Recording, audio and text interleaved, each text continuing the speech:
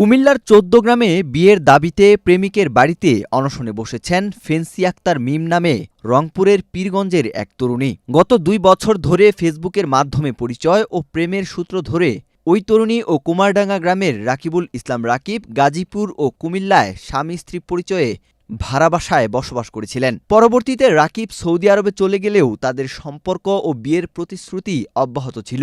১৮ জুলাই রাকিব ছুটিতে দেশে ফেরার পর থেকেই তরুণীর সঙ্গে যোগাযোগ বন্ধ করে দেন এবং বিয়ে করতে অস্বীকৃতি জানান। উপায়ান্তর না দেখে মঙ্গলবার রাতে ওই তরুণী রাকিবের বাড়িতে হাজির হলে রাকিব কৌশলে গা ঢাকা দেন। স্থানীয় ইউপি সদস্য বিষয়টি নিশ্চিত করেছেন এবং রাকিব বর্তমানে পলাতক থাকায় কোনো সুরাহা করাও সম্ভব হয়নি। হ্যাঁ, রাকিব নামে ছেলেটা ফেসবুকে আমাকে অ্যাড দিয়েছে। অ্যাড দেওয়ার পরে বলেছে তোমাকে আমার খালাতো বোনের মতো লাগে, এরকম করে বললো। বলার পরে আমি আবার রাকিবকে বললাম আচ্ছা মানুষের মতো তো মানুষ থাকে। তারপরে এরকম করে বলছি, বলার পরে আমি বলছি আপনি তো মনে হয় বিবাহিত, অনেক ওকে বয়স দেখা গেছে। আমি বলছি আপনি তো মনে হয় বিবাহিত। তা বলে কি না আমি বিবাহিত না। পরে ওর আম্মুর সঙ্গে ভিডিও কলে আমাকে কথা বলাইলো। স্যান্ডেলিনা সো রূপচর্চায় আভিজাত্য। হ্যাঁ, সেই দিনেই ভিডিও, আমি তখন হসপিটালে জব করি। তারপরে আমাকে ভিডিও কলে কথা বলাইলো, আমি আবার কথা বললাম। বলার পরে আমি শেয়ার হলাম। পরে আমি রাজি হয়েছি। বলছে আচ্ছা ঠিক আছে, আপনি যেহেতু ফ্যামিলির সাথে যোগাযোগ করাইছেন। তারপর আমি রাজি হয়েছি। হওয়ার পর সে আমার কাছে চলে গেল। যাওয়ার পর আমার সাথে ঘোরে, আমি ছবি ওঠাতে চাইলেও আমাকে তার ফোনে রাখে, আমার ফোনে কোনো ডকুমেন্টস সে রাখতে দেয় না। তারপর আমাকে বলে আমার একটা ডাক্তার ফ্রেন্ড আছে, তার কাছে চলো। তারপরে সে ডাক্তার ফ্রেন্ড নিয়ে আসছে এখানে কোথায় যেন, আমি তো এগুলো রাস্তা চিনি না কোথায়। সেই ডাক্তার ফেস আমি চিনি। পরে উনি ওখান থেকে কি কাগজ করলো, সিগনেচার নিল, শেষ হয়ে গেল। আমি নাকি বিয়ে করাবো হলাম। আমাকে কোনো ডকুমেন্টস কিছু দিল না। না দিয়ে সে চলে গেল। সে 15 দিন পর প্রবাসে চলে গেল, বুঝছেন।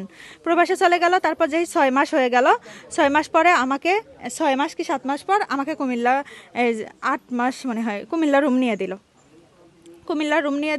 আমি বলছি না আমি কুমিল্লা যাব না। তারপরে আমি মনে হয় 1-1.5 লাখ টাকার ফার্নিচার, স্বর্ণের জিনিস জানা সব কিছু নিয়ে এখানে চলে আসলাম। এখানে চলে আসার পর আব্বু গেল, রাকিবের আব্বু গেল, তারপরে রাকিবের ভাবি গেল, তারপরে সবাই গেল এদের ফ্যামিলি থেকে। ওরা আবার বাজারঘাট দিয়ে আসলো, টাকা দিয়ে আসলো।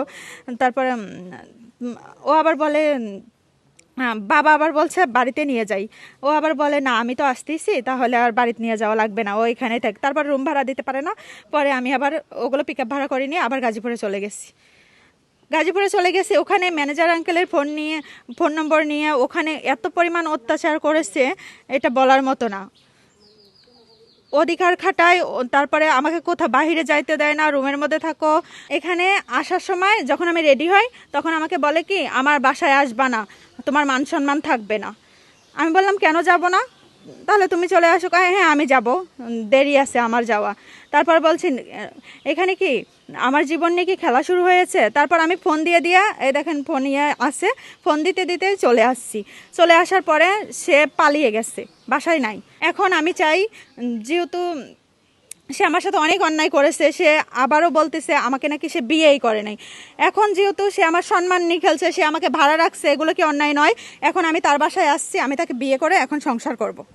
শেষ কথা। সে কলঙ্কের ডাক দিছে, আমি কেন তাকে ছাড়বো? যদি কোনো আমি ছেলে আয়োগ ছেলের বুঝাই, যদি সামাজিকভাবে যদি তারে ইয়া করা যায়, তাহলে আমি এটা বইয়ের সমাধান করাম। ধরো সবার কথা সত্য হইলে রাকিবদের বাড়িতে এর ভিতরে এখন সকালবেলা আমি আসছি, সাংবাদিক সাহেব তারাও আসছে। আসার পর আমি দেখলাম যে এখানে মেয়ের সাথে নাকি ছেলের একটা রিলেশন ছিল নাকি, এগুলো আমরা পারিবারিকভাবে চেষ্টা করতেছি যারা করার জন্য, সলভ করার জন্য। এবারে যেভাবে হোক, বন্ধনে হোক আর যেভাবে হোক আমরা একটা ব্যবস্থা নিতেছি ইনশাল্লাহ।